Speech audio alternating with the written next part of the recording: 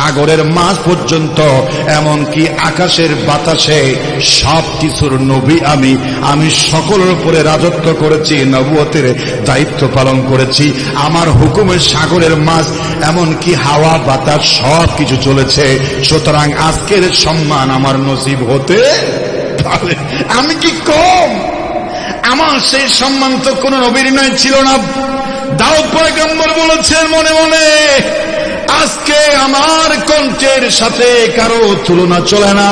আমি যখন তিলাওয়াত করতাম, সাগরের মাছ মাঝখান থেকে পঙ্গপালের মতো সাগরের কিনারায় চলে আসতো। আকাশের উড়ন্ত পাখি থমকে দাঁড়িয়ে যেত, আকাশে বাতাসে সব চলাচল বন্ধ হয়ে যেত। আমি যখন তিলাওয়াত করতাম, পৃথিবীর সচল অবস্থা অচল হয়ে যেত। আমার একটি কণ্ঠে তেলাওয়াত শোনার জন্য গোটা দুনিয়া পাগল ছিল। আজকের ইমামতি আমার সুকণ্ঠের অধিকারী হিসাবে, আমার কণ্ঠে আজকের কেরাত সবাই শুনবে।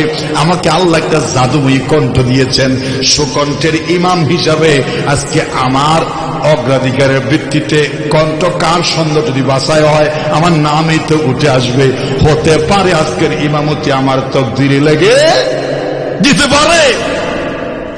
সকল নবীর কল্পনা জল্পনা। কারণ বিশাল জমায়েতে যখন পল্টনে লক্ষ মানুষ জমা হবে, সেই দিনের ইমামতি তো আর সাধারণ ইমামতি নয়। লক্ষ লক্ষ চ্যানেল, গণপরিবহন, সরকারি বেসরকারি চ্যানেল, সাংবাদিক বন্ধুগণ ক্যামেরা ধরেছে। আজকের ইমামতি যে হবে গোটা দুনিয়ায় ভাইরাল হয়ে যাবে। ওই যে বেগম খালেদা জিয়ার জানাজা পড়ালেন বাইতুল মোকাররমের ইমাম সাহেব শেখুল হাদিস আব্দুল মালেক সাহেব, এজন্য সারা দুনিয়ায় তার ইমামতি ভাইরাল হয়েছে। কারণ প্রধান উপদেষ্টা, সকল দলের প্রধানেরা ইমামতি মুসল্লি হয়েছে। ওর ক্যামেরা ধারণ করেছে, কোটি কোটি জায়গায় ছড়িয়ে গেছে। বাইতুল মুকাদ্দাসের ইমামতি আরো বেশি ভাইরাল হবে, ঠিক কিনা? কিয়ামত পর্যন্ত ইতিহাস রচিত হয়ে যাবে। সকল নবীকে পিছনে কে ইমামতি করেছে সারা দুনিয়ায় ভাইরাল হবে। এই সম্মানটা কে না পেতে চায়? সকলের কল্পনা জল্পনা। কিন্তু জিবরাইল আলাইহিস সালামকে আল্লাহ বললেন, হে জিবরাইল, আজকের ইমামতি কারো দ্বারা হবে না। তুমি আমার হাবিবকে মেহরাবে নিয়ে যাও, আমার হাবিবকে বলে দাও 2 রাকাত নামাজের ইমাম হিসাবে ইমামতি করার জন্য বলে দাও। বলেন সুবহানাল্লাহ। ও জাতির পিতা ইব্রাহিম, তুমি এমনি সেরা, তুমি মুসা কালিমুল্লাহ সেরা, আদি পিতা 120 লম্বা, তুমি সেরা। মুসা তোমার পয়গম্বর, তুমি সেরা। দাউদ পয়গম্বর, তুমি কণ্ঠের অধিকারী, তুমি সেরা। আল্লাহ বুঝাই দিলেন সবার যার যার জায়গায় সেরা, কিন্তু আমার হাবিব যেখানে থাকেন, আমার হাবিবের উপরে কেউ সেরাগিরি দেখাতে পারে না। বলেন সুবহানাল্লাহ। আল্লাহ পাক বলেছেন, সুবহানাল্লাযী আসরা বিআবদিহি লাইলাম মিনাল মাসজিদিল হারাম ইলাল মাসজিদিল আকসা। এজন্য সকল নবীদের ইমাম হিসেবে প্র্যাকটিক্যালি নবীদের নবী, রাসূলদের রাসূল, ইমামুল মুরসালিন হিসেবে প্র্যাকটিক্যালি ডিগ্রি দেওয়ার জন্য আল্লাহ তার হাবিবকে মেরাজে নামার আগে বাইতুল মুকাদ্দাসে সকল নবীকে তার মুসল্লি বানিয়ে তাকে ইমামের ডিগ্রি দিয়েছেন। সুবহানাল্লাহ। প্র্যাকটিক্যালি এটা একটা কারণ হতে পারে। রাসূল পাক সাল্লাল্লাহু আলাইহি ওয়াসাল্লামকে যখন মেরাজ থেকে সে সকালবেলা প্রথমে দেখা হয়েছে আবু জেহেলের সাথে। আবু জেহেল তো আমার রাসূলের সঙ্গে সব সময় ঠাট্টা করত, কষ্ট দিত, আঘাত দিত, বেইজ্জতি করার চেষ্টা করত, দোষ খুঁজত। সেদিনও আবু জেহেলের সঙ্গে আমার রাসূলের দেখা হয়ে যায়।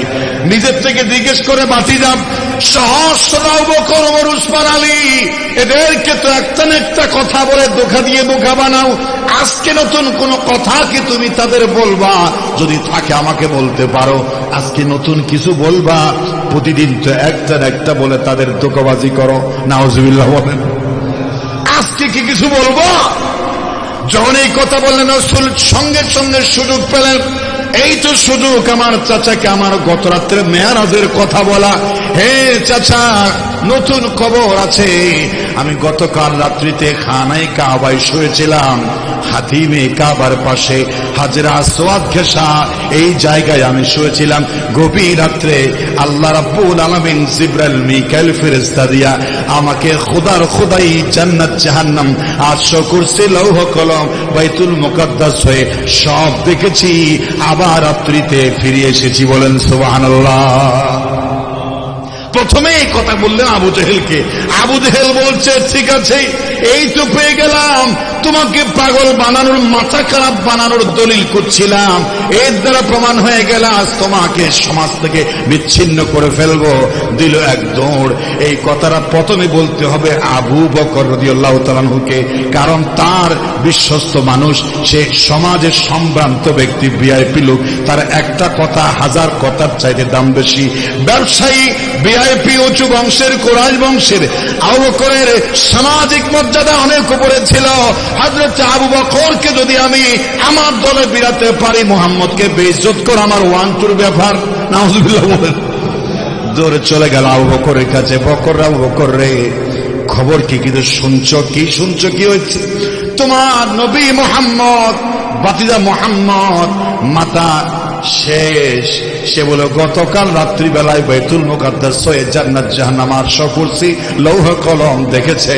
এটা কি বিশ্বাস করা যায়? আমি তো আগে থেকে বলছি লোকটা পাগল, আজ তা প্রমাণ হয়ে গেল। নাউজুবিল্লাহ বলেন। আবু জেহেল বলছে চাচা। আবু বকর সিদ্দিক বলছেন ও আবু জেহেল, শুধু একটা কথা জিজ্ঞেস করি, তুমি কি আমার নবীর জবান থেকে শুনেছ নাকি মাঝখানে কোনো লোক আছে?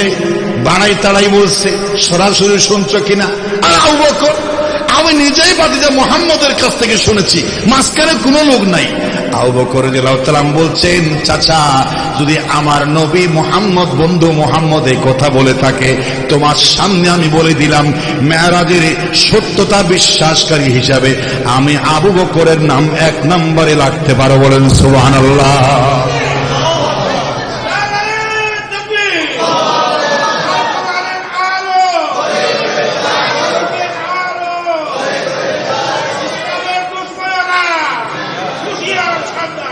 যুগের মুখে একবার লবণ দিয়া দিলেন। মনে করছিল আবু বকরকে নিজের দলে বিড়াবেন, উঁচু দাঁত ভাঙা জবাব দিলেন, আমি প্রথম সাক্ষী। দৌড়ে চলে গেলেন রাসূলের সামনে। ইয়া রাসূলুল্লাহ, আপনার মুখ থেকে বলার দরকার নাই, গত রাতের মেরাজের কথা আমি আবু জেহেলের মুখে শুনেছি। শুধু একটা কথা আপনার থেকে শুনতে চাই, ওই কথাগুলো আপনি বলেছেন কিনা? আমার রাসূল বলছে আবু বকর, আমি বলেছি। সঙ্গে সঙ্গে রাসূলের সামনে আবু বকর বলে দিয়েছেন, ইয়া রাসূলুল্লাহ, আপনার মেরাজের সত্যায়নকারী আমি আবু বকর 1 নম্বরে। বলেন সুবহানাল্লাহ। রাসূল চোখ থেকে পানি বের করলেন, কারণ আজকের সংবাদ কিভাবে বলবেন, মানুষ তাকে কিভাবে নেবে, কিভাবে মোকাবেলা করবে, নিজের পাশে কাকে পাবে, কেউ বিশ্বাস করবে কিনা, নাকি দূর দূর করে পাগল বলবে। এই আশ্চর্যজনক সংবাদ কিভাবে প্রচার করবেন, প্রকাশ করবেন, ভয়ের মধ্যে ছিলেন। এটা আল্লাহ রাসূলও জানে, এই কথা সহজে বিশ্বাস করবে না। কিন্তু আবু বকর যখন বললাম বিশ্বাস করেছি, রাসূল এত বেশি খুশি হয়ে গেলেন। খুশি হয়ে বলছেন, আবু বকর রে, এতদিন পর্যন্ত তোমার নাম ছিল শুধু আবু বকর। নাম ছিল কি? শুধু আবু বকর। মেরাজকে কেন্দ্র করে প্রথম বিশ্বাস করে আমার হাতকে শক্তিশালী প্রথম করেছ, আমার বুকে বল দিয়েছ, আমাকে শক্তি সঞ্চার করেছ রে আবু বকর। আমি সাহস পেয়েছি, খুশি হয়েছি। আজ থেকে তোমার একটা ডিগ্রি আমি রাসূল দিলাম। আজ থেকে তোমার নাম শুধু আবু বকর নয়, আবু বকর সিদ্দিক। বলেন সুবহানাল্লাহ। সিদ্দিকে আকবার ইবনে কুহাফা, রাসূলের বিকল ছায়া ছবি, দিনের তরে কে আরে মন উজাড় করে দিল, যাচিল ছবি। সিদ্দিকে আকবার ইবনে কুহাফা, রাসূলের বিকল ছায়া ছবি। রাসূল যেমন হযরত আবু বকরের উঠা বসা, চাল চলন, কথাবার্তা, জীবন, ব্যবসা বাণিজ্য, ইবাদত বন্দেগী রাসূলের হুবহু ফটোকপি। সুবহানাল্লাহ বলেন। 1 নম্বর আশিক রাসূল। কয় নাম্বার? 1 নাম্বার আশিক রাসূল। প্রিয় হাজিরিন, আল্লাহ পাক বলেছেন বাইতুল মুকাদ্দাস হয়ে রাসূল পাক সাল্লাল্লাহু আলাইহি ওয়াসাল্লাম হাতিমে কাবায় শুয়েছিলেন। এই রাত্রিবেলায় সাইয়্যিদুল মালায়েকা জিবরাইলকে আল্লাহ পাক নোটিশ করলেন। কেন্দ্রীয় কার্যালয়ে জিবরাইলের অফিস হলো সিদরাতুল মুনতাহা। ডাইরেক্ট কল করলেন আল্লাহ, এ জিবরাইল তুমি কোথায়? আমি তো সিদরাতুল মুনতাহায়, জলদি করে আমার জান্নাতে যাও। আর জান্নাতে গিয়ে সবচাইতে সেরা সুন্দর ভিআইপি যেই পোশাক, রাজকীয় পোশাক, ওই পোশাকটা প্যাকেট করো। আর আমার জান্নাতের ভিতরে সবচেয়ে দ্রুতগামী যেই পরিবহন, যেই যানবাহন, যেই প্রাণীটা, ওটা বাছাই করে জলদি করে মক্কাতুল মুকাররমা আমার রাসূল যেখানে শুয়ে আছেন ওইখানে চলে যাও। বলেন সুবহানাল্লাহ। রাসূল শুয়েছিলেন, হযরত রাসূল পাক সাল্লাল্লাহু আলাইহি ওয়াসাল্লাম গভীর ঘুমে আচ্ছন্ন। জিবরাইল চলে আসছেন চোখের পলকে, কিন্তু রাসূলের ঘুম ভাঙবেন কি করে? অতি আদবের সাথে রাসূলের কদম মোবারকে চলে আসলেন। নিজের সাইয়্যিদুল মালায়েকা, এত বড় আযীমুশ-শান পয়গম্বরের, এত বড় আযীমুশ-শান ফেরেশতা, নিজের জিহ্বাটা দিয়া রাসূলের পা মোবারকে আস্তে করে নরম, আস্তে করে ঠান্ডার ছোঁয়া দিলেন। রাসূল চেতন হয়ে গেলেন, বলছেন জিবরাইল তুমি আমার পায়ে এসে কি করো? এত বড় ফেরেশতা এভাবে হাসতে অস্তিত্ব মিটিয়ে দিয়ে আমার পায়ের সাথে তোমার মুখ লাগায়া দিলা। হযরত জিবরাইল বলে ইয়া রাসূলুল্লাহ, আমি এমনি বড় ফেরেশতা, দামি ফেরেশতা, কিন্তু আপনার সামনে আমি জিরো, আমি কিছুই না। বলেন সুবহানাল্লাহ। তো ইয়া রাসূলুল্লাহ, আমি আজকে খালি আসি নাই, আমার সাথে একটা দ্রুতগামী যানবাহন এসেছে, নাম হচ্ছে কি? বুরাক। নাম কি? খচ্চরের চাইতেও বড়, ঘোড়ার চাইতে ছোট। এই বুরাকের সূরত রাসূল বলেছেন এই সূরতটা এত বড়। আর একটা প্যাকেট আছে। ও জিবরাইল, তোমার হাতে প্যাকেটের ভিতরে কি? বলে এটা হলো আপনার জন্য পোশাক, জান্নাত থেকে নিয়ে এসেছি, ভিআইপি পোশাক। তো বুরাক নিয়ে এসেছ, ভিআইপি পোশাক নিয়ে এসেছ। আর একজন লোক দেখা যায়, তিনি কে?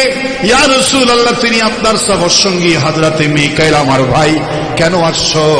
আল্লাহ রাব্বুল আলামিন আপনাকে তার দরবারে দাওয়াত দিয়েছেন, এখনই নিয়ে যাওয়ার জন্য সব রসদ সামগ্রী দিয়ে আমাকে পাঠিয়ে দিয়েছেন। সুবহানাল্লাহ। দাওয়াত দিয়েছেন। রাসূল বলছেন তোমার দাওয়াত আমি কবুল করতে পারি না। কি বলেন কবুল করতে পারেন না? মূসা আলাইহিস সালাম কেঁদে কেঁদে হয়রান হয়েছেন, রব্বি আরনি, আমাকে দেখা দাও, দিদার দাও। লক্ষ লক্ষ নবীরা আল্লাহকে দেখার জন্য পাগল ছিলেন। আল্লাহ কাউকে আল্লাহর দরবারে দাওয়াতও দেয় নাই, সাক্ষাৎ দিদার কিছুই দেয় নাই। আর আল্লাহ আপনাকে নিজের থেকে তার দরবারে দাওয়াত দিয়েছেন। দাওয়াত আপনি রিফিউজ করছেন, দাওয়াত ফিরিয়ে দিচ্ছেন। ইয়া রাসূলুল্লাহ, এত বড় সম্মান আপনি ফিরিয়ে দিচ্ছেন। আপনারা তো সম্মান ফিরিয়ে দিচ্ছেন কেন? এটা তো কোটি কোটি বান্দাকে দেয় না, আপনাকে দিয়েছে। রাসূল বলছেন আমি আল্লাহর দরবারের দাওয়াত এই জন্য ফিরিয়ে দিলাম, কারণ হলো আমি যখন আল্লাহর দরবারে চলে যাব, আমি তো উম্মতের কান্ডারি, রাহমাতুল লিল আলামিন। আমি আল্লাহর দরবারে কত বছর কতদিন থাকতে হবে জানি না, আমি তো এখানে উম্মতের জিম্মাদারি নিয়ে এসেছি। আমি যদি আল্লাহর দরবারে দাওয়াত পেয়ে চলে যায়, আমার উম্মতের দেখাশোনা কে করবে? বলেন সুবহানাল্লাহ। আমাদের চিন্তা করছেন আমার উম্মতের কি হবে। এবার একটা কথা বলি, আল্লাহর নবী মেরাজ করেছেন। মেরাজের সময় ছিল 27 বছর। কয় বছর? 27 বছর। আখিরাতে 27 বছর। দুনিয়ার মধ্যে 27 সেকেন্ডও হয় নাই। দুনিয়ার মধ্যে 27 সেকেন্ডও হয় নাই। এই ব্যবধান কেন? আকাশের ওসমান, আকাশের জমিনের নয়, আকাশের উপরের ঘড়ি চালু ছিল, জমিনের ঘড়ি বন্ধ রেখেছেন কে? কেন রেখেছেন? রেখেছেন এর ভিতরে কয়েকটা কারণ আছে। 1 নম্বর কারণ হল রাসূল পাক সাল্লাল্লাহু আলাইহি ওয়াসাল্লাম বলেছেন, আমার উম্মতের জিম্মাদারি যদি কেউ না নেয়, আমি আল্লাহর দাওয়াত পর্যন্ত গ্রহণ করতে পারি না। আমার উম্মত যদি জাহান্নামী হয়ে যায়, গুনার মধ্যে জড়িত হয়ে যায়, গার্ডিয়ান ছাড়া, অভিভাবক ছাড়া আমার উম্মত যদি গুনাহ হয়ে যায়, গোমরা হয়ে যায়, জাহান্নামী হয়ে যায়, আল্লাহর দিদার পাওয়ার চাইতে কিয়ামতের ময়দানে আমার নবীর জন্য সেটাই কষ্টকর হবে। সুবহানাল্লাহ। সুতরাং রাসূল বলেছেন আমি উম্মতের একটা ব্যবস্থা ছাড়া যাব না। আল্লাহ বলেছেন উম্মত, ইয়া রাসূলুল্লাহ আপনার দাওয়াত দিয়েছি, 7 আকাশ, জান্নাত, জাহান্নাম, সিদরাতুল মুনতাহা, সারা পৃথিবী আমি ডেকোরেশন করেছি, সাজিয়েছি, আপনাকে ইস্তেকবালের ব্যবস্থা করেছি, সংবর্ধনার রাজকীয় ব্যবস্থা করেছি। আসমানবাসীরা আপনাকে এক নজর দেখার জন্য ফুলের তোড়া নিয়ে বসে আছে, আপনার দিদার কদমের ধোয়া পাওয়ার জন্য আমার আরশ, কুরসি, লৌহ কলম অপেক্ষা করছে। আপনাকে আমার দরবারে আসতে হবে। আপনি আসেন, আপনি না আসা পর্যন্ত আপনার উম্মতের জিম্মা আমি আল্লাহর কুদরতে হাতে নিলাম। আল্লাহু আকবার।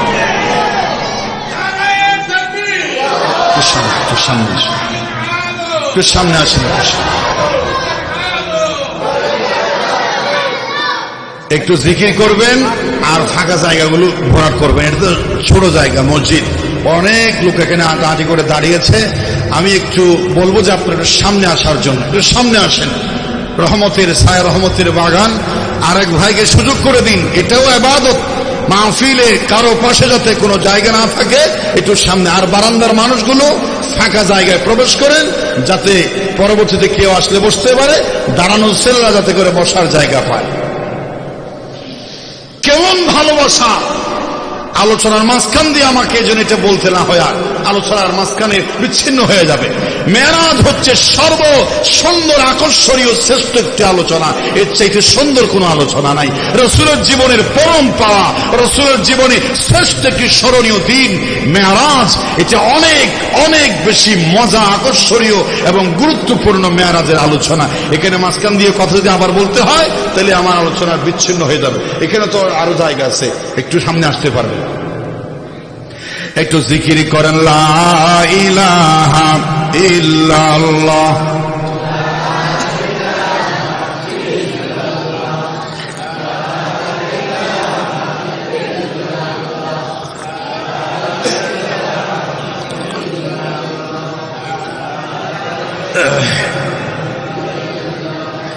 লা ইলাহা ইল্লাল্লাহ, লা ইলাহা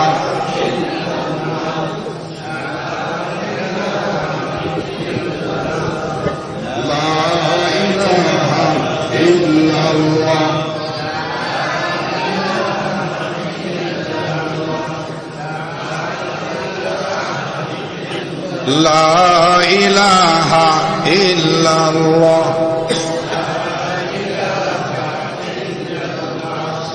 লা ইলাহা ইল্লাল্লাহ, মুহাম্মাদুর রাসূলুল্লাহ।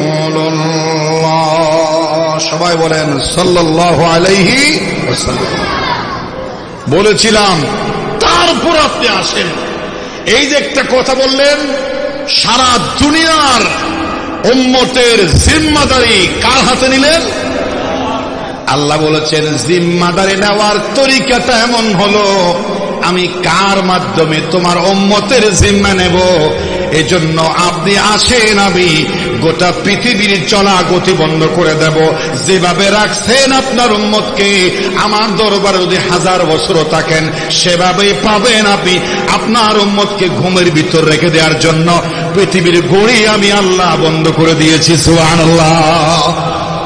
রাসূলের জিম্মাদারি কে পালন করবে? উপযুক্ত কেউ নাই। এজন্য অফিস বন্ধ। অফিস কি? অফিস চালাবে কে? আল্লাহ বলছেন গোটা পৃথিবীর অফিস বন্ধ করে দিয়েছে আমি আল্লাহ পাক। এই ক্ষমতা আল্লাহ আছে না নাই? আপনারা বলতে পারেন হুজুর বন্ধ করলেন কেন? কিছুদিন চলতে পারতো না? না না, চলতে পারতো না। ইতিপূর্বে মূসা আলাইহিস সালামকে আল্লাহ পাক নিয়েছিলেন তুর পর্বতে 40 দিনের জন্য, তাওরাত দেওয়ার জন্য। তুর পর্বতে মূসা আলাইহিস সালামকে নিয়েছিলেন, দায়িত্বটা দিয়েছিলেন তার ভাই হারুনকে। 40 দিনের জায়গায় 20 দিন ব্যাস ছিলেন হযরতে মূসা। 20 দিনের অ্যাবসেন্সে বনি ইসরাইলেরা গোবর্ষ পূজা করেছিল, শিরকের সাথে জড়িত হয়ে পড়েছিল, গোমরাহ হয়ে গিয়েছিল। হারুন আলাইহিস সালাম পর্যন্ত জাতিকে তাওহীদের উপর রাখতে পারে নাই। অভিজ্ঞতা আছে, মূসা আলাইহিস সালামের অ্যাবসেন্সে মাত্র 40 দিনে 60 দিনে জাতি নষ্ট হয়েছে। আর আমার নবী যদি 27 বছর আল্লাহর আরশে সফর করে উম্মতে মুহাম্মদী শিরক বেদাতে গুনাহে জড়িত হয়ে আমল তছনছ হয়ে যাবে, জাহান্নাম নিশ্চিত হবে, জান্নাতি কমে যাবে, এই রিস্ক আল্লাহ নিলেন না। যাও, মূসা আলাইহিস সালামকে গড়ি চালু রেখেছিলাম, জাতিরা বরবাদ হয়েছে।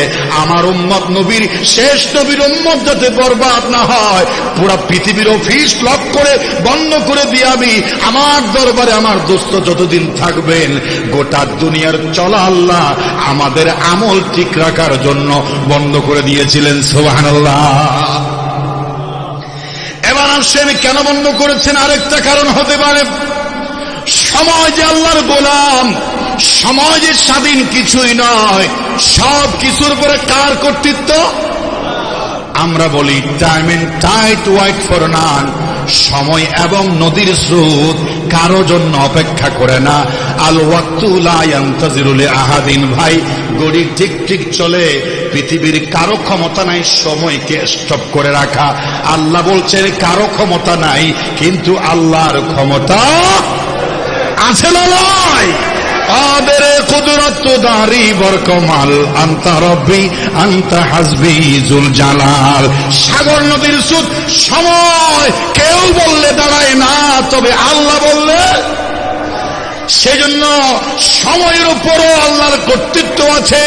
সময় যে আল্লাহর সৃষ্টি, আল্লাহর গোলাম, আল্লাহর হুকুমের গোলাম। সময় যে আল্লাহর হুকুম ছাড়া একটা কদম সামনে যেতে পারে না। গোটা দুনিয়াকে সেটা বোঝাবার জন্য সময়কে আল্লাহ পাক হরা বেরেক রেখেছিলেন। সুবহানাল্লাহ। 27 বছর হরা বেরেক, আল্লাহু আকবার বলে। যেটা কেউ পারে না, সেটা পারেন কে? আগুনের ধর্ম হচ্ছে জ্বালিয়ে দেয়া, কিন্তু আগুনও কার গোলাম? এটা প্রমাণ করার জন্য ইব্রাহিম আলাইহিস সালামকে যখন আগুনে ফেলে দিলেন, আবু জেহেল, সেই নমরুদ এবং তার ছেলেবেলারা বলছে আমাদের শত্রুকে জ্বালিয়ে দাও, কিন্তু আগুন তো কার গোলাম? আল্লাহ পাক আজকে নোটিশ কোন মানুষকে দেয় নাই, নোটিশটা, হুকুমটা কোন চার পায়া জির ইনসান মখলুকাতকে নোটিশ করেন নাই। আল্লাহ বোঝাতে চাইলেন আমার নোটিশ সবাই শোনে, সব আমার গোলাম। আজকের নোটিশ করলাম ডাইরেক্ট আগুনকে। সুবহানাল্লাহ। আল্লাহ পাক বলেন কুলনা ইয়া নারু কুনি বারদাও ওয়া সালামান আলা ইব্রাহিম। এ আগুন, এ কি আগুন? কি মানুষ নেই? আগুন কি ফরান আছে না? আগুন কি কথা বলতে পারে? কিচ্ছু বলতে না পারো, কিন্তু আগুন কার গোলাম? আগুনের জ্বালাবার ক্ষমতা নাই, এটা আল্লাহ প্রমাণ করলেন। আগুন নিভাই দিতে পারতাম, আগুন নিভে যা বললে নিভে যেত, কিন্তু আমি আরো প্রকাশ করে দেখাই দিলাম আগুন জ্বলবে, কিন্তু আগুন পুড়বে না। কুলনা ইয়া নারু কুনি বারদাও ওয়া সালামান আলা ইব্রাহিম। তামাম নমরুদের গোষ্ঠীরা দেখবে আগুন জ্বলতেছে, কিন্তু আগুন পোড়াবার ক্ষমতা হারিয়ে ফেলেছেন। মানুষ মনে করতেছে আগুনের ক্ষমতা নাই। 7-10 তলার উপরে, ছাদের উপরে নমরুদ বলছে এ আগুন, সারা জীবন তোর পূজা করেছি, আজ দুশমনকে জ্বালাইতে পারিস না, তুই কি জ্বালাবার ক্ষমতা হারিয়ে ফেলেছিস নাকি? আগুন থেকে আল্লাহ জবান বের করে দিলেন। আগুন বলছে আল্লাহ তুমি যে আমার জ্বালাবার ক্ষমতা কেড়ে নিয়েছো, আমার জবান খুলে দাও, আমি একটু নমরুদের সঙ্গে কথা বলতে চাই। সুবহানাল্লাহ। আগুন থেকে জবান বের হলো, ও নমরুদের বাচ্চা, তুই যদি আমার আগুন জ্বালাবার ক্ষমতা আছে কি নাই টেস্ট যদি করতে চাস, আমার কাছে আয়, তোর গোষ্ঠী শুদ্ধ মুহূর্তে জ্বালাই পড়ে ছাই করে দেব, কিন্তু আল্লাহর খলিলের একটা পশম জ্বালাইতে পারি না। বলেন সুবহানাল্লাহ। কুলনা ইয়া নারু কুনি বারদাও ওয়া সালামান আলা ইব্রাহিম। সমস্ত ক্ষমতার মালিককে, সমস্ত ক্ষমতা কার হাতে? শুধু মানুষের উপর নয়, জিনের উপর নয়, সমস্ত সৃষ্টির উপরে কর্তৃত্ব কার? আল্লাহ প্রমাণ করে দিলেন, আগুনের উপরে কর্তৃত্ব প্রমাণ করে দিলেন, সময়ের উপর আল্লাহর ক্ষমতা প্রমাণ করে দিলেন। আকাশে 27 বছর, জমিনে 27 সেকেন্ড হয় নাই। সুবহানাল্লাহ। সমস্ত ক্ষমতা কার হাতে? কাদের কুদরত দারি বর কমাল, আনতা রব্বি আনতা হাসবি জুল জালাল। সংবিধানে বাংলাদেশের লেখা আছে সকল ক্ষমতার উৎস জনগণ। নাউজুবিল্লাহ বলেন।